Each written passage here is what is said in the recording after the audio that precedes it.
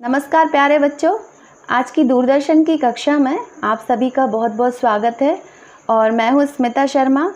मेरी पोस्टिंग शासकीय कन्या उच्चतर माध्यमिक विद्यालय सांची जिला रायसेन में है। और आज हम पढ़ेंगे कक्षा 12वीं की भारत लोक और अर्थव्यवस्था का 4th चैप्टर मानव बस्तियाँ। तो चलिए हम अपना चैप्टर शुरू करते हैं।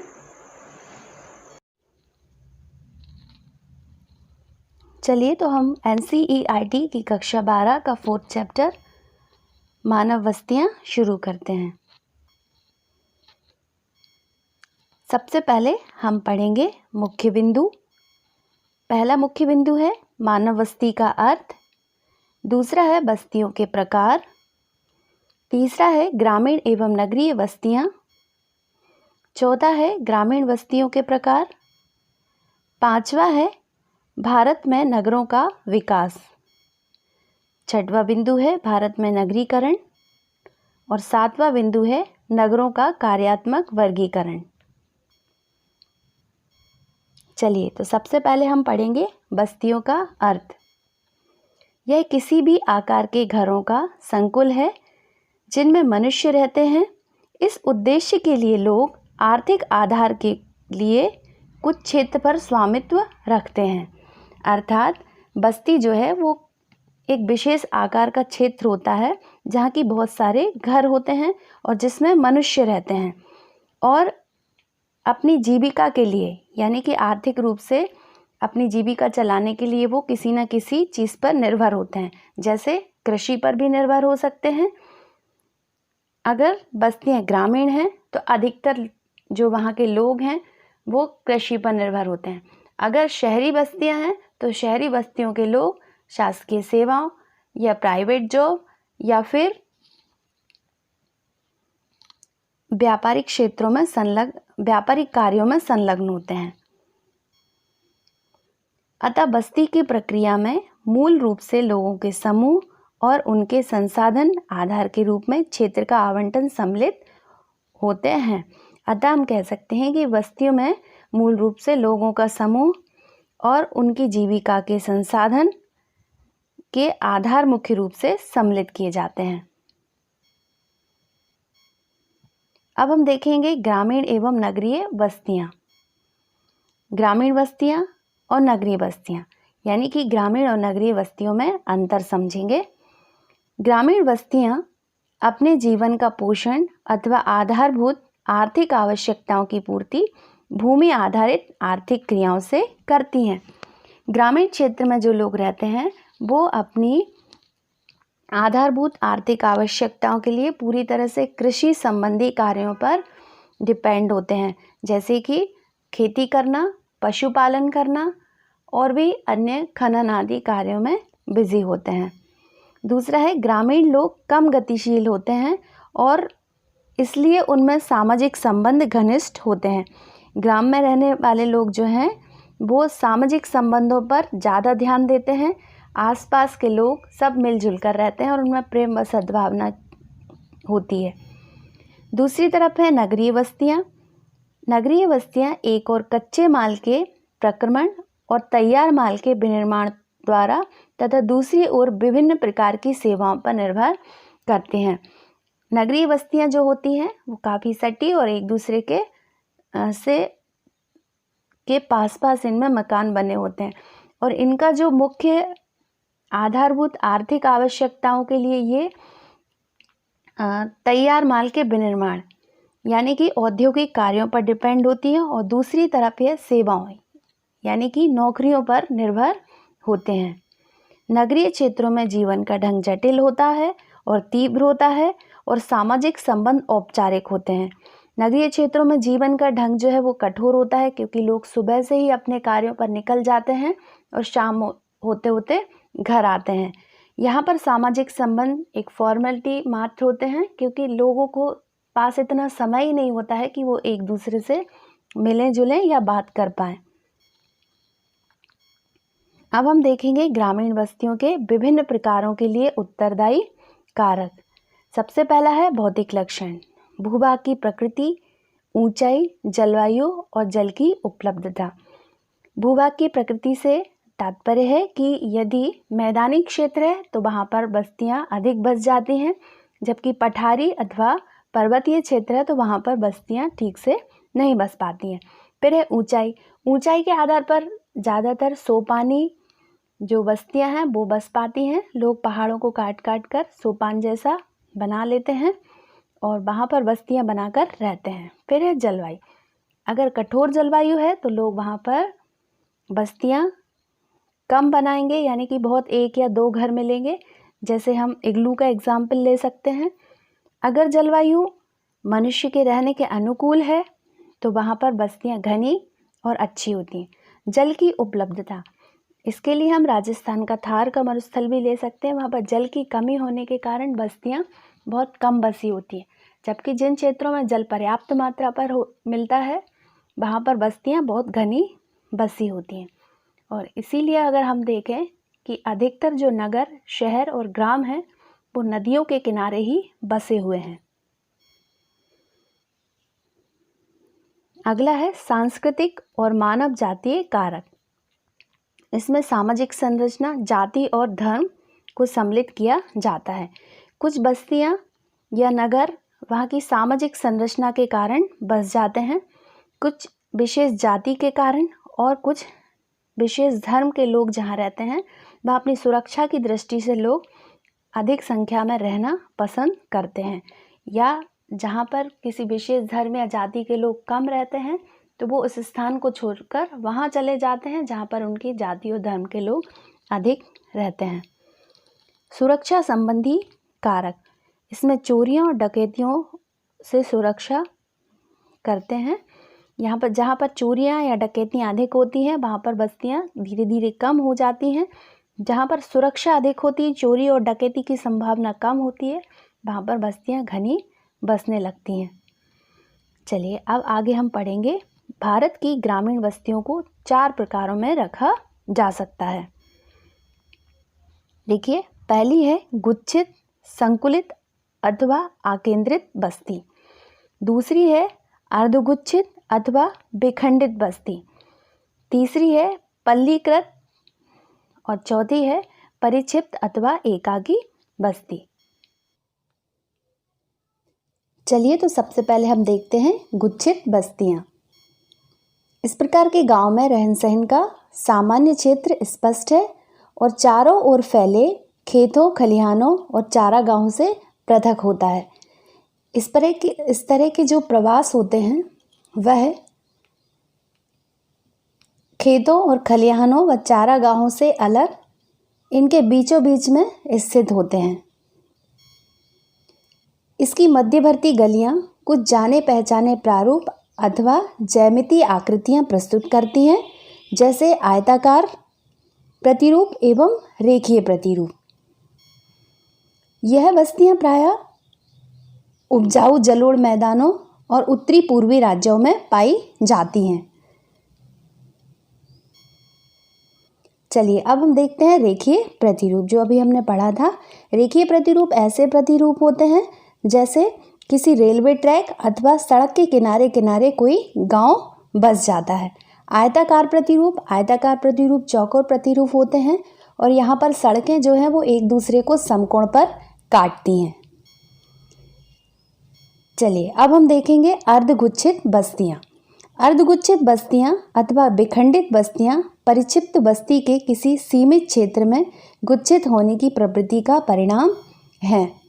अधिकतर ऐसे प्रारूप किसी बड़े सहित गांव के विखंडन के परिणाम स्वरूप भी उत्पन्न हो सकता है। अर्धगुच्छित बस्तियों से तात्पर्य है कि किसी बड़े गांव के आसपास छोटा मोटा कुछ घरों का एक घर होते हैं, बस जाते हैं, जिसके कई कारण होते हैं, जैसे समाज के अथवा अधिक वर्ग स्वेच्छा से किसी दूसरी जगह जाकर रहने लगते हैं जो कि गांव से थोड़ी ही दूरी पर होता है, अथवा किसी कारणवश बलपूर्वक मुख्य गांव के लोग उन्हें दूसरी जगह रहने के लिए मजबूर कर देते हैं। तीसरा बिंदु है पल्ली बस्तियां। कई बार बस्ती भौतिक रूप से पृथक अनेक इकाइयों में बंट जाती हैं। किंतु इन सब का नाम एक रहता है। ऐसे गांव मध्य और निम्न गंगा के मैदानों, छत्तीसगढ़, हिमालय की निचली घाटियों में पाए जाते हैं। इस तरह की जो बस्तियां होती हैं वो गांव से ही थोड़ी दूरी पर बसी होती हैं। यहाँ पर चाय नाश्ता की छोटी मोटी दुकानें होती हैं और थोड़े बहुत घर हो जाते हैं जो कि ग्रामीण क्षेत्र में ही सम्मिलित होती हैं। उन्हें हम पल्ली कहते हैं। चलिए तो अब हम पढ़ते हैं परिक्षिप्त बस्तियाँ। भारत के परिक्षिप्त अथवा एकागी बस्ती प्रतिरूप सुदूर जंगलों में एकागी झोंपड़ी अथवा कुछ झोंपड़ियों की पल्ली अथवा छोटी पहाड़ियों के ढालों पर खेतों अथवा चारागाहों के रूप में दिखाई पड़ता है। भारत में जो परिक्षिप्त बस्तियां हैं इनका प्रतिरूप जो है वो जंगलों में एकागी झोंपड़ी के रूप में अथवा एक से अधिक झोंपड़ियों के रूप में दिखाई देते हैं। यहाँ छोटी मोटी चाय व नाश्ते की दुकान भी होती हैं। मेघालय, उत्तराखंड, हिमाचल प्रदेश और केरल के अनेक भागों में इस प्रकार की बस्तियां देखी जाती हैं। चलिए अब हम पढ़ते हैं नगरीय बस्तियां। ग्रामीण बस्तियों के विपरीत नगरीय बस्तियां सामान्यतः विशाल आकार की होती हैं। यह बस्तियां अनेक प्रकार के आकृषि, आर्थिक और प्रशासकीय कार्यों में संलग्न होती हैं। ग्रामीण बस्तियों की तुलना में अगर हम देखें तो नगरीय बस्तियां बहुत बड़ी आकार में होती हैं और यहाँ पर अनेक कार्य किए जाते हैं, जैसे औद्योग संबंधी कार्य, सेवा क्षेत्र संबंधी कार्य एवं प्रशासकीय कार्य। नगरीय बस्तियां अनेक प्रकार से अपने चारों ओर के क्षेत्रों से प्रकार्यात्मक रूप से जुड़ी हुई होती हैं। नगरीय बस्तियां जो हैं वह अनेक कारणों से अपने आसपास के क्षेत्रों में, चाहे वह ग्रामीण क्षेत्रों या नगरीय क्षेत्र हैं, उनसे जुड़ी होती हैं। जैसे कच्चा सामान लाने के लिए, खनन संबंधी सामान लाने के लिए वह एक दूसरे से जुड़ी होती हैं। अतः वस्तुओं और सेवाओं का विनिमय कई बार प्रत्यक्ष रूप से और कई बार मंडी और शहरों और नगरों की संख्या के माध्यम से संपन्न होता है।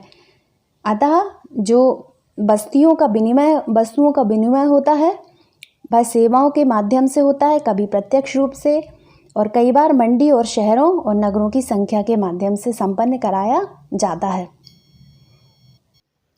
चलिए तो अब हम पढ़ेंगे नगरीय बस्तियां। विभिन्न युगों में उनके विकास के अनुसार नगरों को निम्नलिखित प्रकार से वर्गीकृत किया जा सकता है। पहला है प्राचीन नगर, दूसरा है मध्यकालीन नगर, तीसरा है आधुनिक नगर। सबसे पहले हम पढ़ेंगे प्राचीन नगर। भारत में 2000 से अधिक वर्षों की ऐतिहासिक पृष्ठभूमि वाले अनेक नगर हैं। इनमें से अधिकांश का विकास धार्मिक अथवा सांस्कृतिक केंद्रों के रूप में हुआ है, जैसे वाराणसी है, प्रयाग है, इलाहाबाद है, पाटलिपुत्र, पटना, मदुरई देश के प्रमुख प्राचीन नगरों के उदाहरण हैं। अब हम पढ़ेंगे मध्यकालीन नगर। वर्तमान में लगभग 100 नगरों का इतिहास मध्यकाल से जुड़ा हुआ है। इनमें से अधिकांश का विकास राजवाड़ा और राज्यों के मुख्यालय के रूप में हुआ है। दिल्ली, हैदराबाद, जयपुर, लखनऊ, आगरा और नागपुर प्रमुख नगर हैं। चलिए अब हम देखेंगे आधुनिक नगर। अंग्रेजों और अन्य यूरोपियों ने भारत में अनेक नगरों का विकास किया। अंग्रेज और जो अन्य यूरोपीय आए थे उन्होंने भारत में आधुनिक नगरों का स्थापना की। अधिकतर इन्होंने अपने जो नगर हैं वो समुद्री किनारों के आसपास ही बसाए थे ताकि वो आसानी से व्यापार कर सकें।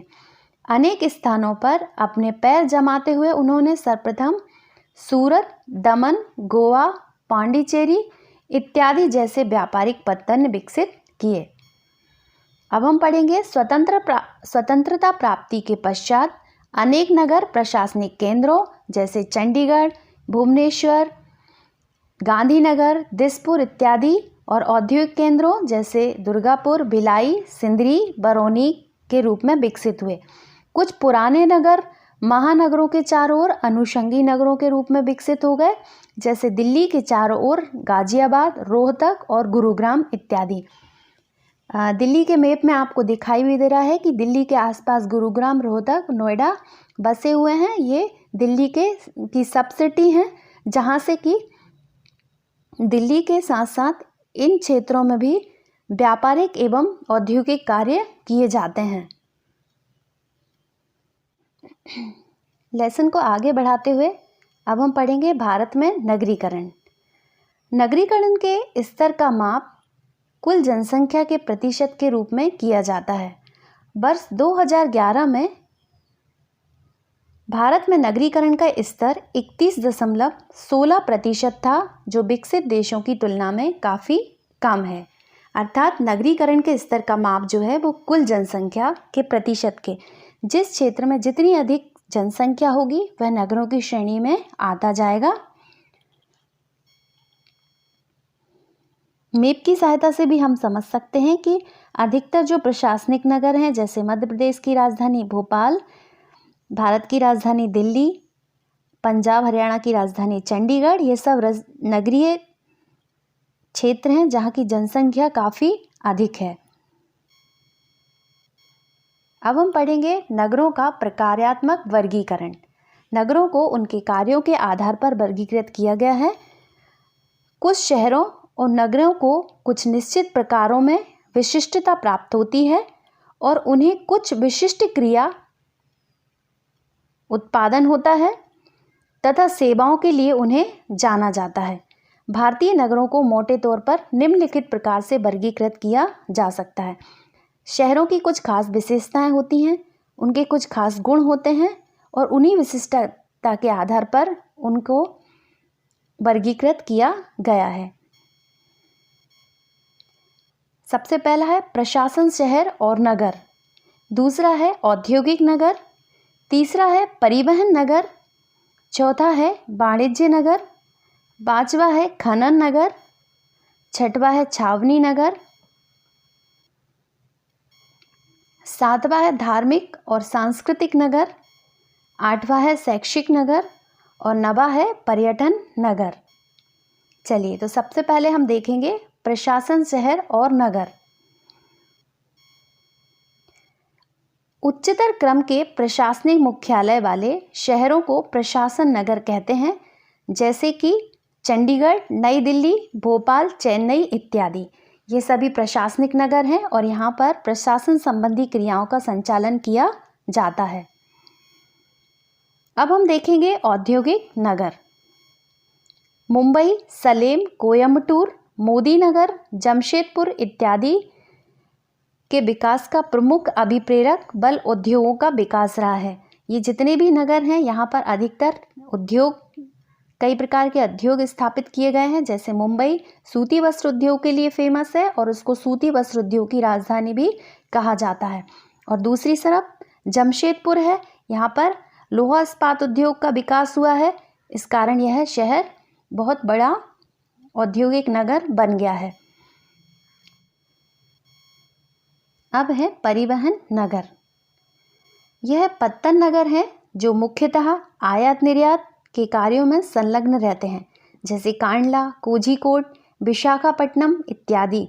आंतरिक परिवहन की दूरियों जैसे सीधी, धुरिया, मुगलसराय, इटारसी, कटनी इत्यादि हो सकते हैं।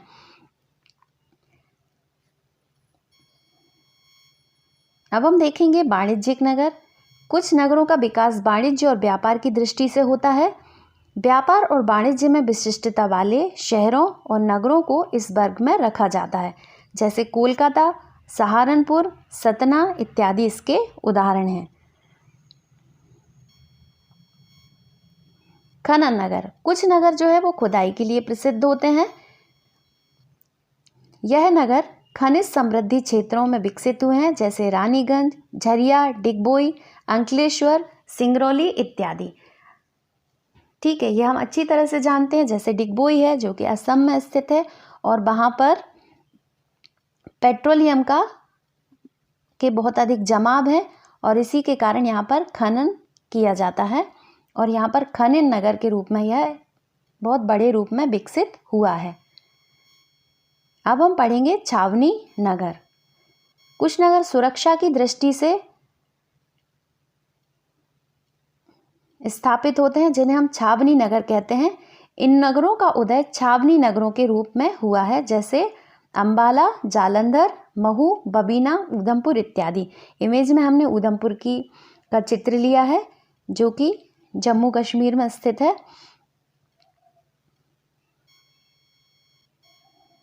धार्मिक और सांस्कृतिक नगर। कुछ नगर जो है वो अपने धार्मिक और सांस्कृतिक रूप में स्थापित होते हैं, जैसे वाराणसी, मथुरा, हरिद्वार, मदुरई, पुरी, उज्जैन इत्यादि प्रमुख प्रसिद्ध धार्मिक और सांस्कृतिक नगर हैं। शैक्षिक नगर। मुख्य परिसर में कुछ नगर शैक्षिक केंद्रों के रूप में विकसित हुए हैं, जैसे रुड़की है, वाराणसी, अलीगढ़, पिलानी, इलाहाबाद आदि। यह प्रमुख रूप से शिक्षा के लिए ही जाने जाते हैं। और यहाँ पर जो हमने इमेज ली है ये वाराणसी यूनिवर्सिटी की है जो कि शिक्षा के लिए विश्व प्रसिद्ध है। अब है पर्यटन नगर। नैनीताल, मसूरी, शिमला, पचमढ़ी, जोधपुर, जैसलमेर, माउंट आबू कुछ पर्यटन नगर हैं।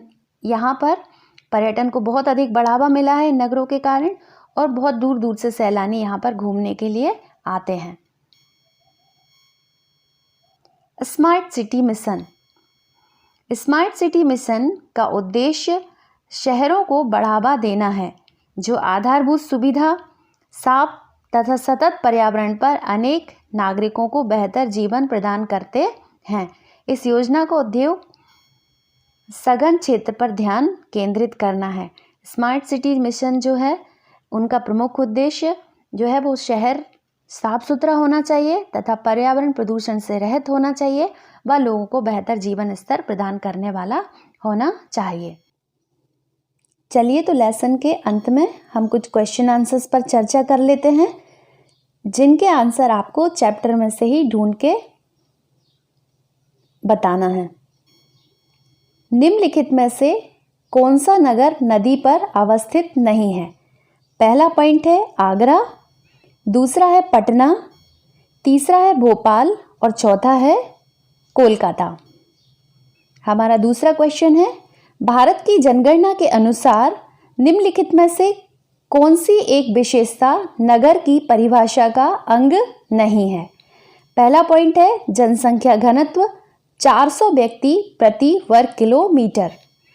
दूसरा पॉइंट है नगर पालिका निगम का होना। तीसरा पॉइंट है 75% से अधिक जनसंख्या का प्राथमिक खंड में संलग्न होना। और चौथा पॉइंट है जनसंख्या का आकार 5000 व्यक्ति से अधिक होना। हमारा तीसरा क्वेश्चन है निम्नलिखित में से किस पर्यावरण में परिक्षिप्त बस्तियों की अपेक्षा नहीं की जा सकती? पहला पॉइंट है गंगा का जलोढ़ मैदान, दूसरा पॉइंट है हिमाचल की निचली पहाड़ियाँ और तीसरा पॉइंट है राजस्थान के शुष्क और अर्ध शुष्क प्रदेश और चौथा पॉइंट है उत्तर पूर्व के वन और पहाड़ियाँ।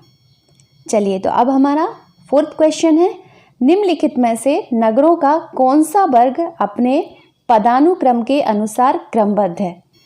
पहला पॉइंट है बृहद मुंबई, कोलकाता, बेंगलुरु और चेन्नई। दूसरा पॉइंट है कोलकाता, बृहद मुंबई, चेन्नई और कोलकाता। तीसरा पॉइंट है दिल्ली, बृहद मुंबई, चेन्नई और कोलकाता। और चौथा पॉइंट है बृहद मुंबई, दिल्ली, कोलकाता और चेन्नई। तो आशा करते हैं कि आपको आज का चैप्टर अच्छे से समझ में आया होगा और चैप्टर के जो लास्ट में क्वेश्चन आंसर्स आपको दिए हैं वो भी आप इजीली सॉल्व कर पाएंगे। तो आज के लिए इतना ही काफ़ी है। धन्यवाद। जय हिंद, जय भारत।